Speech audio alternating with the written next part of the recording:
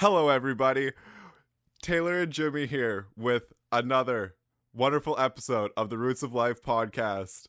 We're very happy to be here today. Jimmy, how are you doing this afternoon? I'm doing pretty good today. I'm doing a lot better than the last few days. I've been a bit sick, as you can probably tell with my voice. You a bit nasally there? A bit nasally, my throat's a bit sore, so it's a bit raspy as well. But Has it been a flu? Have you been coughing lots? no, it's been a cold. The girlfriend has it as well. She's been coughing a lot, like nonstop, but I didn't get that symptom. So Spreading the disease. Yeah, thankfully I beat that part. I don't like coughing, it hurts. I had a conversation, or I was listening to a conversation the other day about sicknesses and the way that the viruses like to spread is through coughing. That's how they go about staying alive. It's their natural way of fighting for existence. I can see that. Which is kind of interesting because you don't really think of a virus or a cold in that way. Yeah, you don't Right. think of it as like sentient. You think of it as a symptom, like a cough is a symptom of you being sick. But it's, I think really the cold's way of expanding and growing. Yeah, I think coughing is also like just your body's way of expelling stuff that's in your lungs as well, because sometimes mucus and things build up in the lungs when you're sick. So maybe that's how the virus gets you to cough. But I know it is also like the way for your body to kind of expel some of that gross stuff from your system while you're sick. Yeah, I forget where I was listening to this conversation. It might have been another podcast, or it must have been actually, now that I'm thinking about it. I don't think this was a conversation I had with anybody particular, but I think that was the argument they were making, is that is not a valid way for your body to fight it off. Okay. Is like your white blood cells will do a better job honing in on it and killing it inside of you than your body can actually dispelling of the mucus and the phlegm and the bad stuff. Oh, so wow. That was the argument that was being made. I don't really know, but Don't know if it's it was an interesting conversation to listen to from an outside perspective, and kind of hear just about how the virus itself, in a more natural way, that's how it goes about surviving. Yeah. Right. Yeah. Instead of, it's not our body's way of healing itself, but it's the virus's way of surviving. So that was interesting. That's really cool, actually. Yeah, again, we talked about it so many times, just changing the perspective a little bit, kind of expanding the mind and just kind of looking at things from a new angle. And it's kind of interesting where your mind can take you in that sense. Mm-hmm. But so I've got something I want to talk to everybody about a little bit today. The last week or two, maybe even a little longer, have been at the least interesting. We've been going through some hoops, we've been making some moves, and it's been a process. So if you're listening to this episode of the podcast, it'll be probably 3 weeks before this one's out, I think. So yeah, it'll probably, if you're listening to this by the time it gets released, it's probably mid-February. And if you've listened to anything previous, you'll hear we have some topics on New Year's. We have topics and conversations about things kind of regarding New Year's resolutions. We don't necessarily like pinpoint it down to that, but we talk about exercise and physical health and everything like that. But we wanted to get that stuff out as soon as possible so that it was relevant to the time. Now, we've learned that recording the show and getting it ready for release is, I like to think, it's the easiest part of it. I really enjoy the recording part. It's the fun part. Computer work is a lot harder. Yeah, so I do most of the audio work. I do the editing. I do the mixing. I get it ready. I send the files to Jimmy, and then I leave it up to Jimmy, and Jimmy gets the rest ready. So Jimmy, tell everybody a little bit about the process of going through the certification and getting everything ready so that we can get this show on iTunes, because it's, I think, a little bit more difficult.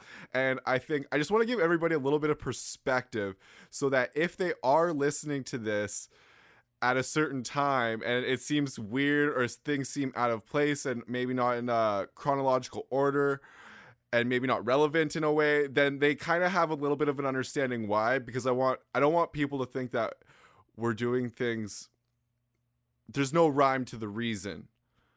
I want them to have a bit of an understanding. So explain to them a little bit about what you've been doing in terms of the production for the show over the last few weeks. Well, the way we've decided to do it now is so simple, it's ridiculous.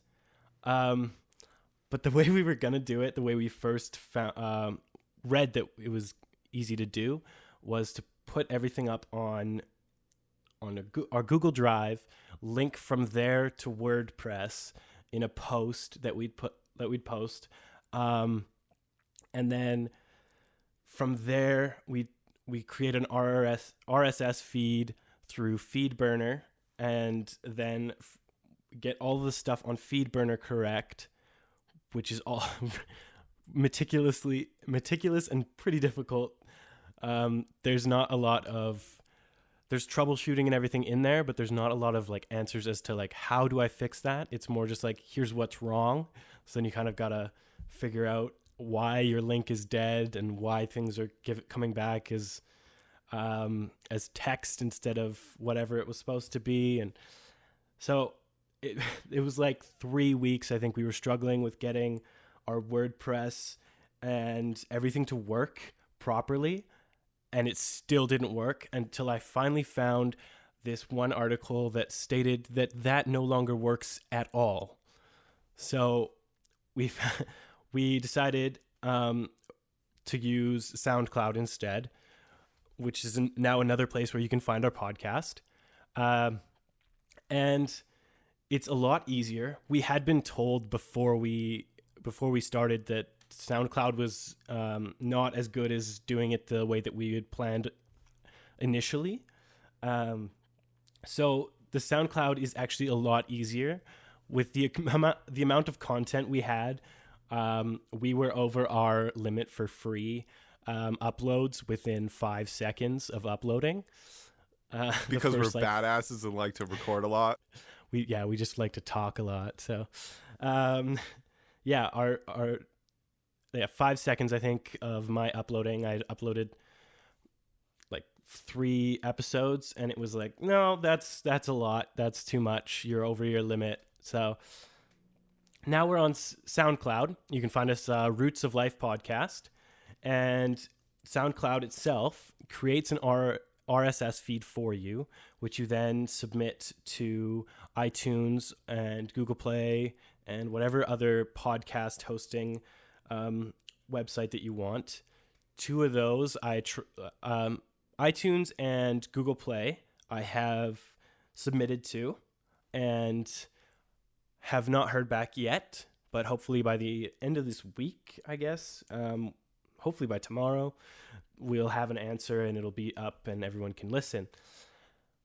Another 2 I tried, they just required different things that we didn't have. They required a different type of picture that I couldn't figure out how to get it to work. We couldn't convert our artwork that we've decided to use to their specs that they require to list our show.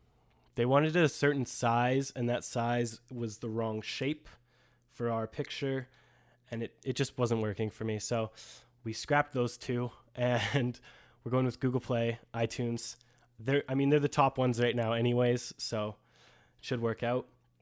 But yeah, it's when you first start, it's really difficult because there's so many different answers out there, and a lot of stuff changes. Like each year, different updates and things like that. So most of the information that we found to begin with was all incorrect at this point because it doesn't work anymore. So it was just interesting to see how difficult it was to actually get everything going. But honestly, like creating the websites and all those things, it's literally just input what you need, and it doesn't actually take that much time. It's just figuring out which website you're supposed to use or which website will work the best. That's the hard part. So now it's all working and we're ready to go. So with that being said, everybody, by the time you hear this, you can go check out iTunes. You can give us a like. You can subscribe. It'll make a huge difference. It'll help us out. You can find us on YouTube, Roots of Life Podcast. Watch the videos. Check them out. Listen to the show. We greatly appreciate it. You can also find us on Google Play. Same thing. Rate us. Give us a subscribe. Check out the show. Listen to it. See what we have to say. If you want to reach out to us at all, SoundCloud as well is another one. If you want to reach out to us, hit us up on Twitter, Roots of Life Pod. We've got our Gmail as well, rootsoflifepodcast@gmail.com. Feel free to reach out to us. We want to hear from you. All of that jazz. Thank you. We love you.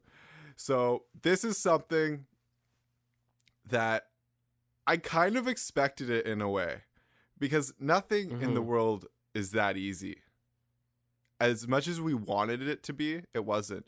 And this is something that I think a lot of people in this day and age are having to deal with.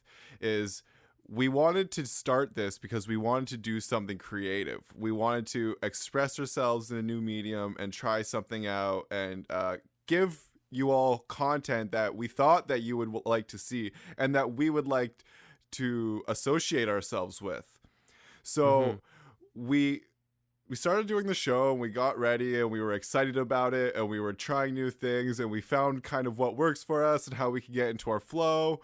And now we got there, and then it became, we had to go from the business or from the creative side of things to the business side of things, which is we had to go to the technical standpoint of where we had to get things going. And if we wanted to actually make this art, we had to put it out there for everyone, right? We had to put it out there so that everyone could listen to it, or else we're just doing it for ourselves, which is totally cool. But that, I think that wasn't why we did the show. That wasn't why we started it. And that this is something that I think a lot of people in creative industries battle with these days, because especially in the music industry, I know from my side of things, is that record labels aren't as big anymore because there's not as much money going into the industry, and musicians are able to do things on their own in terms of their marketing, and their ultimately you have to know that as a musician you're a brand, right? You are people want a specific kind of special relationship with an artist. They feel like they want to know you, right? That's why they can relate to your music. That's why your favorite artist you feel like you can relate to generally. So there's a lot of musicians out there who really suck at business, right? They don't want to do that. All they want to do is they want to stay inside. They just want to write songs. They just want to do that. And unfortunately, that's not the way things are done anymore. For a lot of people, it's really hard to do that because ultimately you're probably not going to be able to do anything successfully if you don't learn to do it yourself. Being a musician or being a creative in this age is very much about being an entrepreneur, taking action, taking grasp of what's in front of you and making the most of it and honing in on it and growing and becoming better at it and learning from it. So this is something that I've had to learn to do. This is stuff that we as a team, me and Jimmy, have decided to take on and learn to do together. So this was a learning process. It was fun. We really enjoyed it. We thank you all for being patient with us and being on this journey with us and growing with us. It's been a lot of fun. It's been very rewarding. Would you not say so, Jimmy? Oh, I definitely say so. Like, I really enjoy doing these podcasts. Just like the conversation alone is just fun to do, and it's, I don't know, it's helpful during the day. Just take a break for an hour, 2 hours, talk to like your best friend on a podcast, talk about whatever topic you've chosen, and then go about the rest of your day. And it kind of just makes everything, I don't know, easier. Just good time. Yeah, it's a great way just to, get everything out there, put it on the table, let everybody hear what we have to say, what we have to say to each other. and it goes and it works. And yeah, so it's been really fun. We thank you all for being with us. If you've had any positive experiences listening to the show, or if you've been able to take any of our advice and implement it into your life and make any positive changes for yourself, let us know. We'd love to hear it. That's the stuff that I kind of feed off of, is knowing how I affect other people, and I always try to make that in a positive light, just because I don't like to feed off the negativity. I don't like to push the negativity out. I want to try and give everybody something to listen to and hopefully impact people in a positive way. Yeah. So that's about it for the first topic.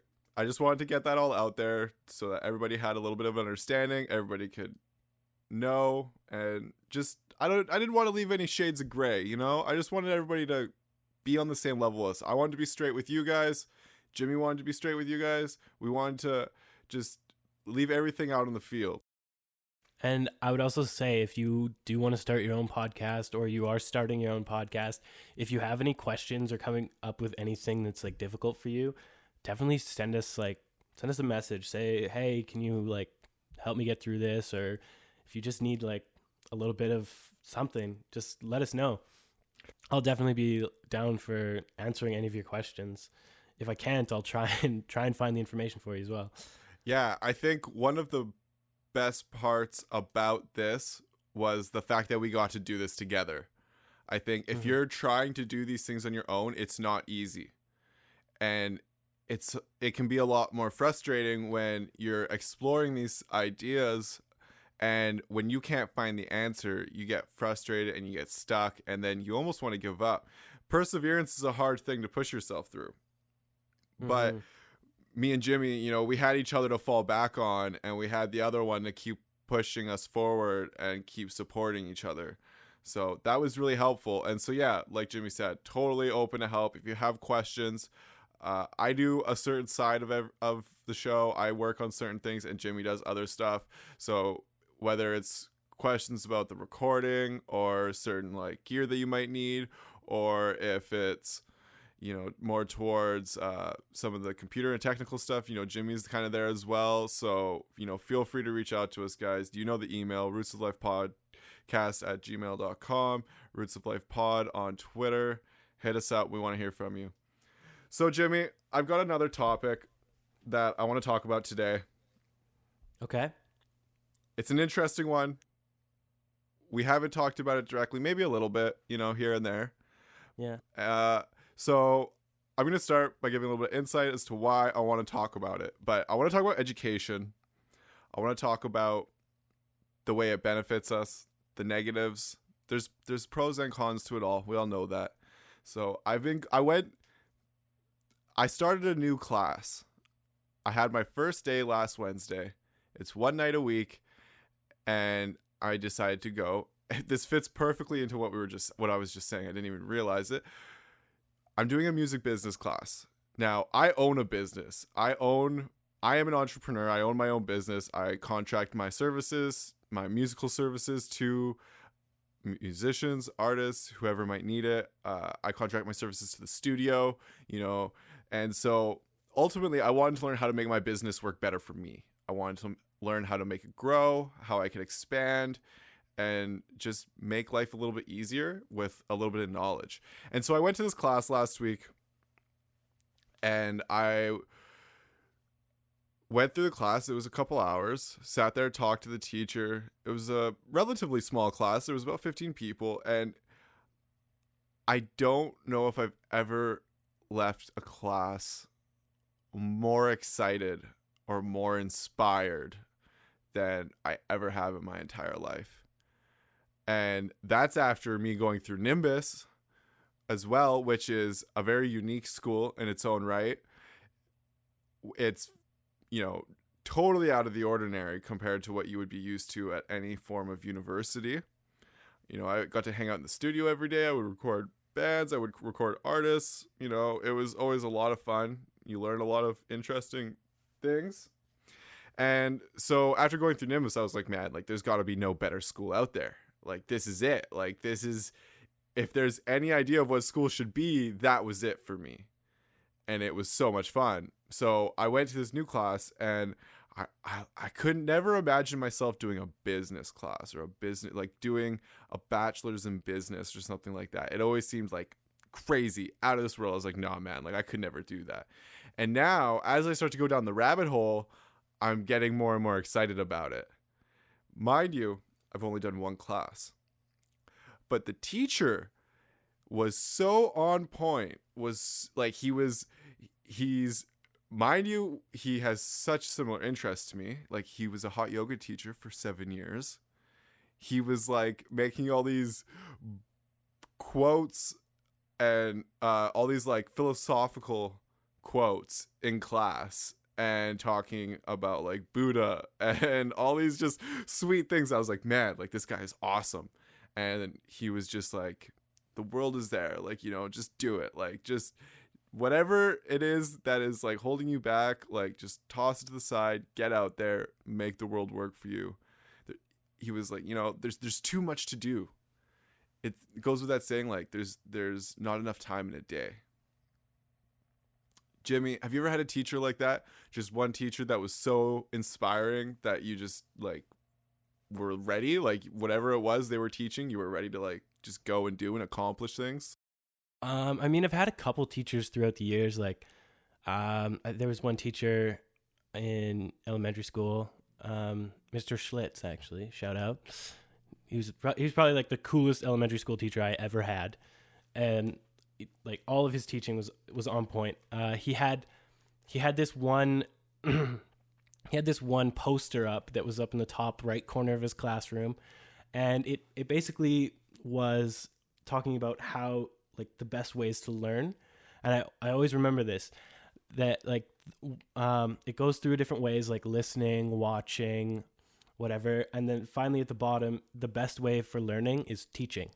So I always thought that was the coolest thing, that like helping somebody else, and you'll learn, like you'll learn more by trying to explain it yourself, because you'll see what parts you don't fully understand where you can't explain it. You're just like, well, this is just how it is, and you're like, well, I obviously don't get it if that's the case. And then through high school, I had another teacher. He was my socials teacher. He was super awesome. Everything that he was teaching, he just made it really interesting, even though it was like, some of it was like, wow, this is really terrible and I don't really want to learn this, but it's kind of interesting now that you've put it in this perspective. And then in university as well, I've had it's just teachers that like, they seem excited to be teaching. I feel it's the ones that want to spread the information. They want people to learn. They want you to be successful. They're not just there to get their paycheck and throw some stuff up on the board, have you copy it down and then regurgitate it later. They're the ones that like want you to understand and be engaged in the subject. And I just find that really really impressive when you can have a teacher that'll do that. That's been my experience as well.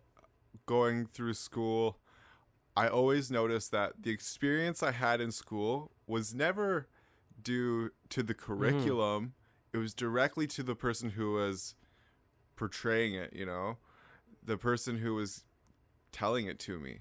If they were interested in it and they could put a spin on it that made sense or that was intriguing, you know, I was much more likely to take it in and grow from it or learn from it. So that was my experience as well. And I get that same feeling that Mr. Schlitz's poster displayed as well, was that, yeah, I get that same feeling that I learned from teaching, you know. Mm-hmm. There's things that when a student asks me for help at the school and, you know, I have to go in there and sometimes I'm like, they ask me for help on a specific question. I'm like, I don't really know, but it's up to me to figure it out.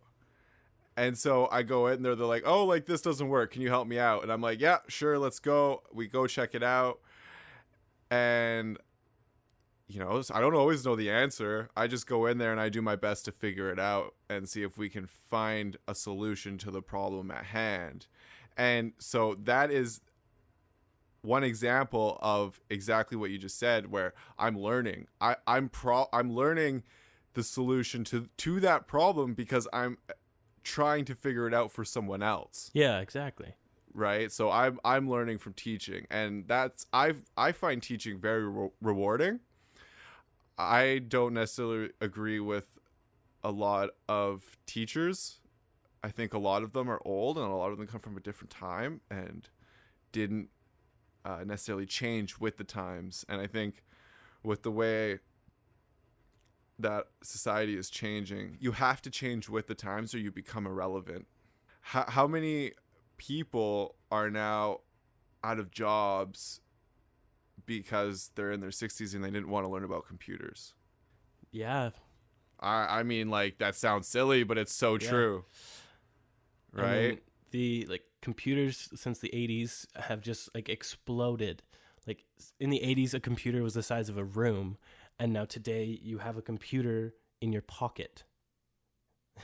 Like and the computers in your pocket are more powerful than that computer that was the size of a room. It's ridiculous how fast technology moves. I have an aunt and uncle who, to this day, do not have a computer and do not have a cell phone. Actually, I stand corrected. I think they have a cell phone, but it's still like one of the flip like phones, a cell phone with no screen. Yeah, it's like a flip phone with no screen or anything.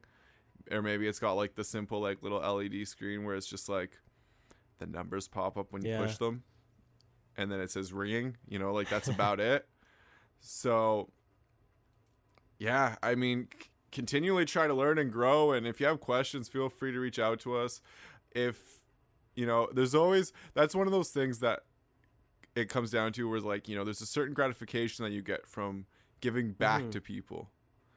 You'll learn a lot about things out in the world when you help other people, and you also learn a lot about yourself. Nimbus is probably one of the first places that taught me that I want to teach. I like teaching. I like educating. Teaching and educating, I guess, are a little different in their own right, but I get a special kick from it. And, I just learned that from doing a new job, and I like growing and I like trying new things. So I think if you're stuck, you want to try something new, find a way that you can give back to your community a little bit, and maybe you won't enjoy that, but you might learn, but at the same time you're learning while you're there. You're learning something new, and maybe you learn that you don't like that job as a whole, and you can know to stay away from that job in the future. Yeah, what was your experience in university like compared to high school, Jimmy? University was very different. Because you've told me about certain professors that had a more practical way of teaching. Yeah, they had more like experiential. So you like experience different things rather than like just being like, here's the facts, here's what happens, here's why. It's more like, hey, how do you feel when this happens? And then you're like, oh, okay. I feel this part of me feels like this, and this part of me feels like this. And you're like, okay. Now, what does that make you think about? So, I don't know. There's lots of different stuff, though, in university. Because, I mean, I wasn't all just taking those courses that I had to take. I was also taking stuff that I was allowed to just go and be like, oh, cool, that seems interesting. I'm going to go do that. Like, I mean, I took a comic book course. And, like, we literally read comic books, read, like, how comic books are structured and why, and, like, what the spaces mean in between the things, in between the pictures, and how they relate to how the story is told. And it's just so cool that there's so many different things that you can learn in just different ways. Because I've read lots of comic books where you're just like, oh, cool, there's pictures, awesome, look at all this action, pow, cool. But then when you go in and you're like, oh, okay, now I see why they did it like that, and it's really interesting. So I had a lot of great experiences in university where I'd go into class thinking, oh man, I don't really want to go to class. And then you get there and you're like, oh, this topic today, super interesting. I've had teachers running around the classroom, just like so excited to be teaching this one subject that they're talking about for the day. Actually, one of the teachers, he did it every day. He was just so stoked to be there. And it's great to see that energy. And you don't get that in like in a high school or elementary school. I think it's because most of the time in those places, those teachers, they're stuck babysitting to a point where they can't be excited because they have to kind of stay on a level to bring everyone else down to that level so that they can pay attention. But I think that's also part of like a societal problem in my eyes, where we all think that to learn you have to be able to sit there straight back, staring straight ahead, and like not breaking eye contact with the teacher as they stand in front of you and tell you these facts. Where like a lot of people don't learn unless they're physically able to like move and like engage themselves with things and go and explore things and see why things do that with their hands. So that was cool with the university. I got to go do that. Like we got to sit there and we got to do some meditation. We got to do these weird experiential things where we'd sit not touching back to back and then think of this one thing we were doing. We were thinking of an emotionally charged experience that we had, and thinking of a part. The times that it worked the most was when you were thinking of something that happened and you felt like something physical in yourself, and then the other person, they were supposed to just sit there and then feel like calmly feel like where in their body they could feel things and what was going on, and then in the end they would express like what they felt and where. And I was doing this with a friend, Jean Gaucher. He actually, we did a shout out to him at our first and second podcast, I believe. He helped us a bit with finding some ways to do some research. And he actually, both of us, when we did it, we'd switch off and do it differently. We both felt this like weird physical sensation in a different part of our body. We were like, well, that's weird. Why did that just happen? And then we'd explain it to the other, like, this is what I felt. And then each of us were like, well, that's part of what I was feeling. Like I was feeling this emotional thing, and part of it was to do with say you got like a dead leg, and I don't know, and it was like really emotional for you somehow. So that was the feeling. Like he was like, oh, my leg kind of hurt for a bit there, and then be like, well, yeah, this is what I was thinking. Like this is what I was thinking about, and this is how I was feeling. And he's like, oh yeah, okay, that makes sense. That's why that hurt. So it was weird, but yeah, it was cool to experience that. So it's one of those weird experiential things. But yeah, I don't know. University was really awesome in that way. I did want to say something though, on the topic of education. The other day, I was sitting there just thinking to myself about the way, like what people listen to, what people put in front of themselves, basically. And I was thinking that, like, for some reason I got on topic of like hip hop culture and the way that like a lot of the words that are used are not necessarily like grammatically correct and all these things. So it ends up being like a lot of like English changes in the way in different ways because people are deciding to use these words like finna and fire and all these different stuff, like different cultural words that people use nowadays, and because it comes from this popular culture. And I was thinking, what we listen to, what we put in front of us, it really influences who we are.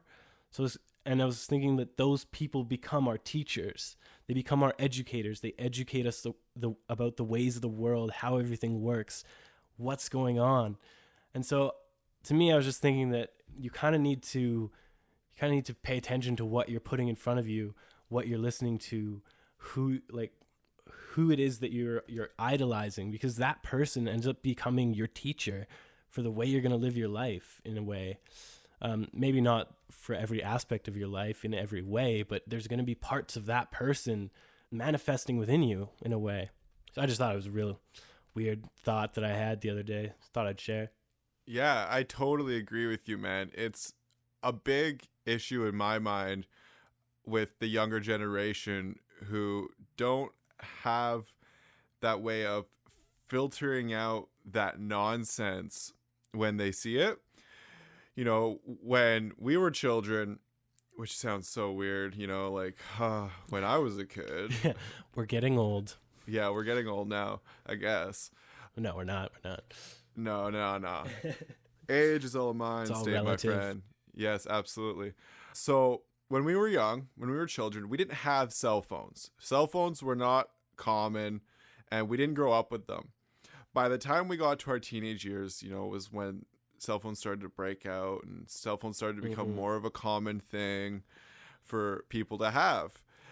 Those full keyboard phones under the desks, staring straight at the teacher because you could do it without looking. Yeah. Perfect. Yeah. I remember Loved when it. my parents got their first cell phone, and it was like a weird looking phone. I mean, it was all It's like that weird Nokia brick thing. sort of, yeah.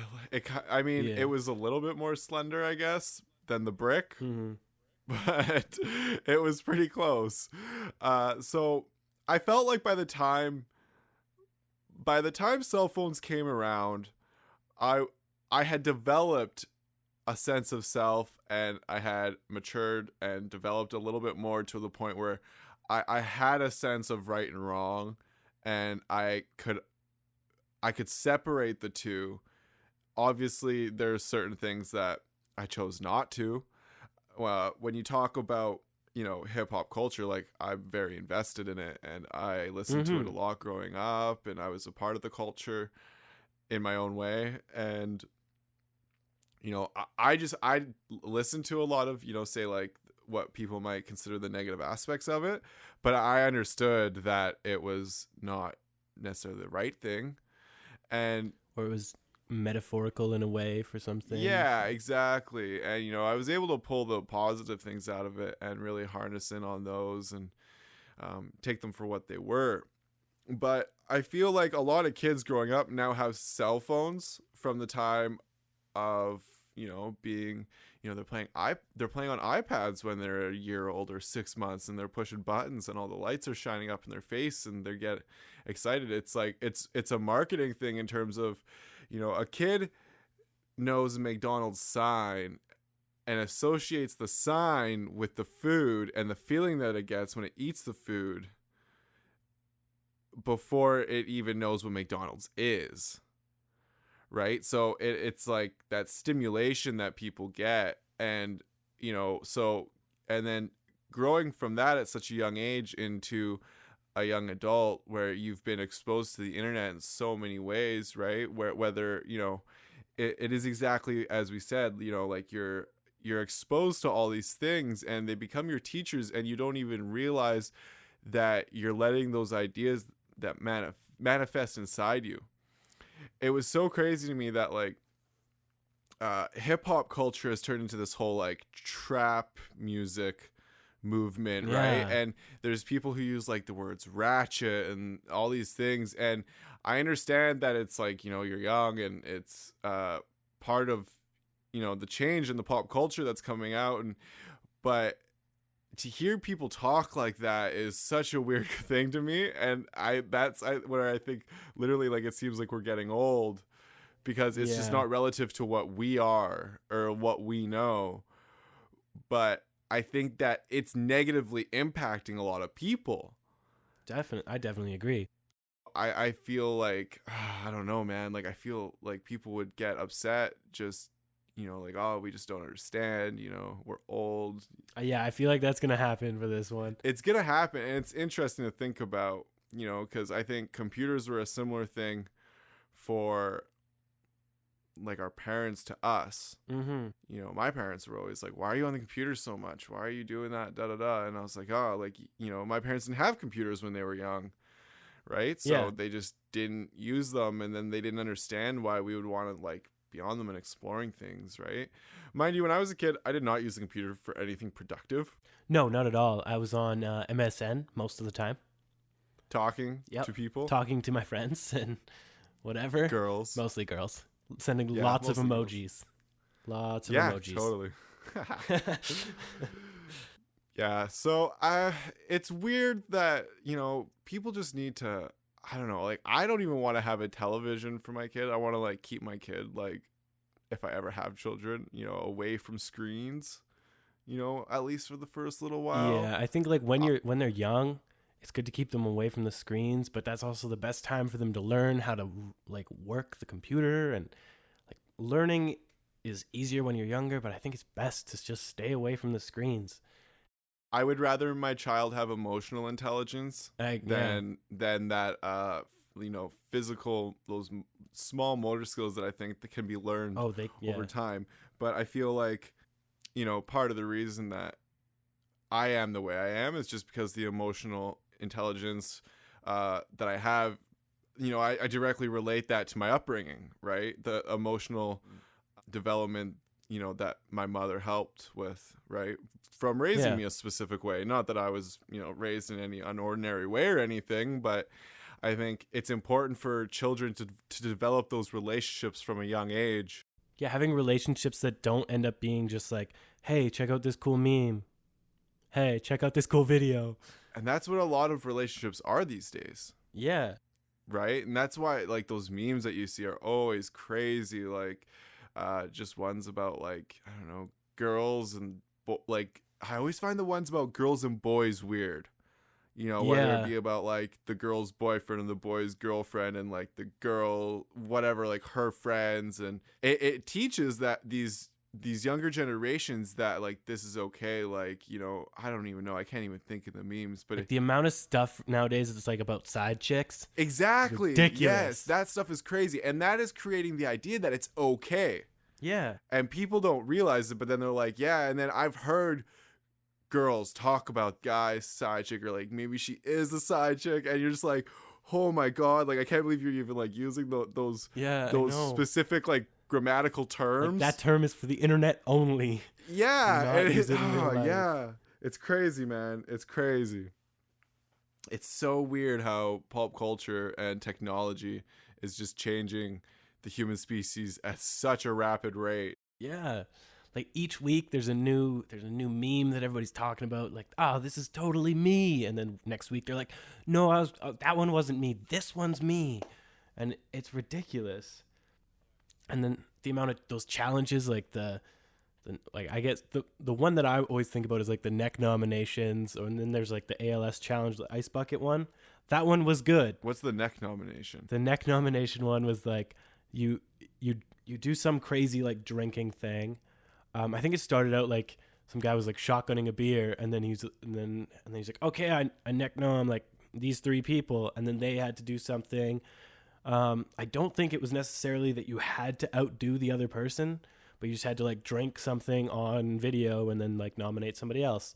But it turned into being like everyone outdoes the person that did something before them, to the point where people were drinking like full 40s of vodka in one go, and then like doing something crazy.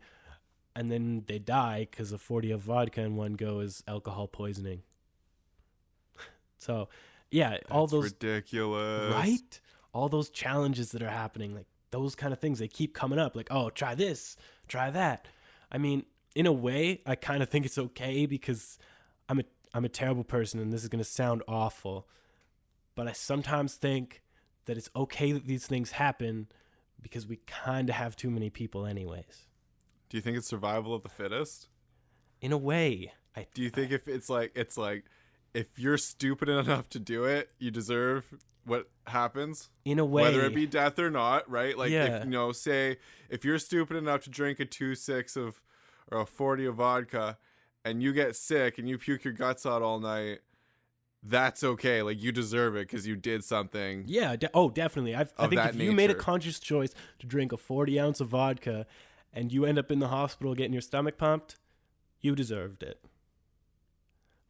But I don't necessarily think that everybody deserved to die or whatever because they do these stupid things. But I sometimes think it's okay because we have too many people on the planet, in my own opinion. Well, yeah. When you look at the number of people on the planet and how rapidly, exponentially that number is growing and will continue to grow, and how much we've already damaged the planet over the past couple thousand years, where do you think we're going to be in a couple more thousand years? If we make it. Well, that's exactly it, right? And it's going to be strictly to our own doing. It's not going to be time for the sun to explode. It's not going to be like the ocean. It's not going to be that the fresh water dries out. You know, it's going to be strictly something that we brought upon ourselves. And Yeah. which is unfortunate, you know, but I guess that's sometimes where, yeah, natural selection. Exactly. I mean, I'm in a way I feel like I'm a terrible person for saying these things, like because they're human beings and they have families, friends, feelings, all these things. But I'm also like, well, we're all animals on the earth, and sometimes when you have too many, like when there's like a population of deer that is overrun because they're natural predators, these wolves have been taken out because they were too close to civilization because we moved into their territory. Those deer they populate and they populate because their predator has gone, and then you have to do a culling of those deer. You have to get rid of a lot of them because they're destroying the land around. They're eating too much. There's too many. So I feel the same way about people. In a way. Hey man, I totally get it. I think it makes perfect sense, and I think it's only a matter of time. You know, it's waiting for something to happen, and Mother Nature will always correct its course, I think. I hope so. You know, there's a reason floods happen. There's a reason earthquakes happen. There's a reason people die. There's a reason that there's a expiration date on our physical selves. I ask people to remember that because the physical self won't be here forever. Our bodies are not meant to be forever. Maybe it seems like a long time to be here, but in the grand scheme of things, there's a lot more time in the world than we really understand. And work towards something. Yeah. Because who knows when it can be taken away from you. Enjoy your time here. Be smart about it. Grow. Develop that physical strength. Don't be one of those weak people.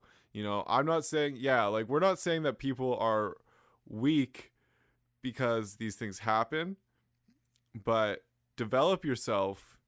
Do whatever kind of growth you need to do. Push yourself forward. Yeah, and, you know, find those teachers that are inspiring, helpful, and push you to do more.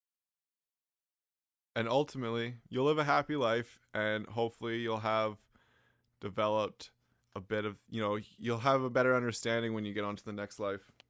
You'll grow into something more, something stronger. The world is here for you to make the most of it. So I want to ask you, what different ways do you use to acquire more knowledge? Like what works best for you? Research, probably. I don't know. Also life experiences. It's literally, you know, I don't know. There's a bunch of ways of learning. I think, like you said, like we kind of talked about before, is lots of different people have different ways of learning. You know, some people learn from sitting down and reading. Some people learn from doing. I think that I learn from doing things. Somebody can tell me something a million times and I won't take it in until I manage to somehow implement that information and use it myself. Yeah. You know, using my actual motor skills to make sure that it sticks with me a little more. That's one way for me to learn. I have to write a lot. I have to write notes. You know, if I'm in a classroom setting, then, you know, a practical way is probably the best way for me to learn, or if I have direction. But there's also, I think probably the way that I've grown most, or the way that I continue to grow and learn, is probably from trying new things.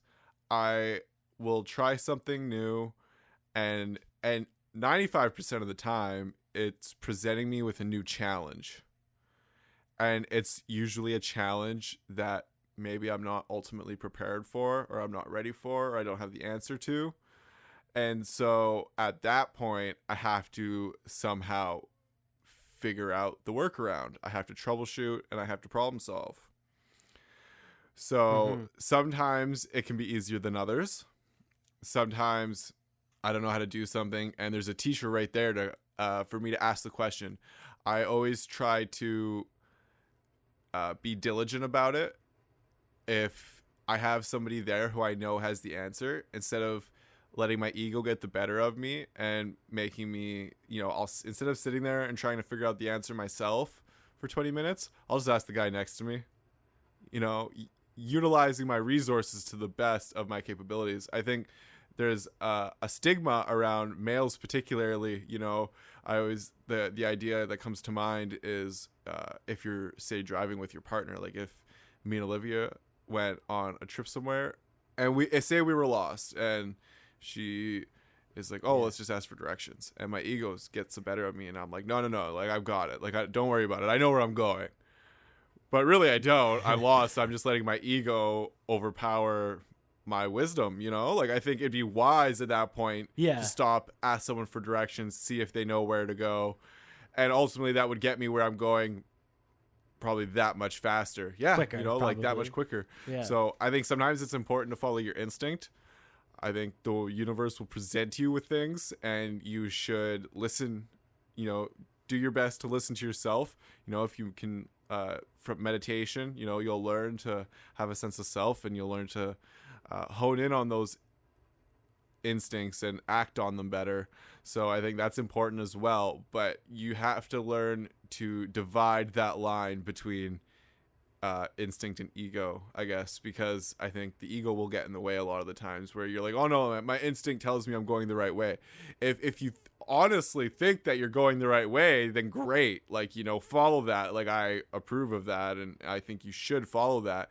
But if you're tight and you're just like, no, I know where I'm going, right? It's like, well, you probably don't. You should probably stop and ask for help, right? So the more confident you are in your abilities and the more open you are to, receiving help and knowledge, I think will ultimately make a difference in how you approach these challenges that are presented to you in life. So, yeah, I mean, I guess getting back to my point was, sometimes, I will ask the person next to me, or sometimes I have to rely on myself to, go find the answers, where sometimes if I'm not in a classroom setting, I don't have somebody next to me with the answer, then it's up to me to find the answer. And at that point, I will sit down and I will read. And if it's something I'm interested in, then I'll, maybe sometimes I'll read something on the internet. Maybe sometimes I'll, of course, always taking everything from the internet, like taking it with a grain of salt. Always take into consideration the source that you're finding it from. That's something I have an issue with. I mean, Wikipedia is great, but you can change it whenever you want. I don't trust Wikipedia. I mean, I take Wikipedia with a grain of salt, because that's exactly.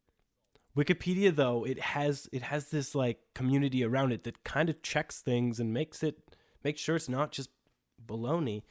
But at the same time, you can go on there and just change it whenever you want. So depending on when you gone on there, if the wrong person has just changed a whole bunch of stuff that day, it could all be wrong. See, and that's what I don't like. I like to find people I trust. And I think that's hard to do, especially when you don't have relationships with people over the internet, or it's harder to anyways, especially these internet personalities, right? We hope to develop relationships with many of our listeners. We hope that we can begin to communicate and develop relationships and friendships. And I mean, I kind of want to have some people on here as well that we can talk to and get their perspective on different things as well. That'd be cool. I actually just got in touch with John recently. John is, where was he? In Guatemala? Yeah, somewhere cool. And yeah, just south of Mexico. I can't remember the country. And he was a day away from traveling east to another country. So he was going from the Pacific Ocean side to the Atlantic Ocean side of things, down in Central America. I'm not too the geographic locations down in Central America. So, but I did talk with John. He was telling me about some of his experiences. I did get a chance to talk to him and tell him about this show particularly. And he was very excited about the idea. And he had asked us if he could come on the show and talk with us sometime. Oh, that'd be awesome. I would love to have John on the show. And so I think we had talked before about having John on the show, and I would love to, and I'm happy that I didn't even have to ask him. He asked us, which is a great feeling, knowing that somebody is as excited about this as we are. Yeah. Because we got one. Got one. That's one in the bag. So many more. Hopefully over time we'll be able to expand, get some more people in here, different people, different ideas, different conversations. It'll be fun. Yeah. It'll be lots of fun.